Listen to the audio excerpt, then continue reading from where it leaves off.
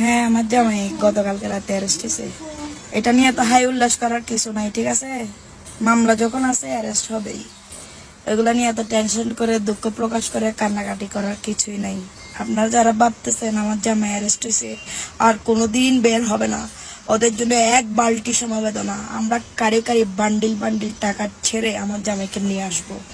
আমার জামাই বীরের বেশে চলে আসবে এবং যারা এই ঘটনা ঘটাইছে তাদেরকে ছাড় দেওয়া হবে না, মাথায় রেখো। এতদিন আমরা পলাতক ছিলাম, এখন তোমরা পলাতক থাকার বেলা। এখন আমার জামাই আইনি প্রক্রিয়া শেষ করে আমার কাছে আসবে, তখন আমার খেলা শুরু হবে। খেলা মাত্র শুরু করছো তোমরা, শেষ করবো আমরা, ঠিক আছে? সবাই আমার জামাই যারা সাজ্জাতের যারা সাপোর্টার আছো, আমার জামাইয়ের জন্য দোয়া করবা যাতে 10-12 দিনের মধ্যে জামিন করে ফেলতে পারি, ঠিক আছে? ধন্যবাদ।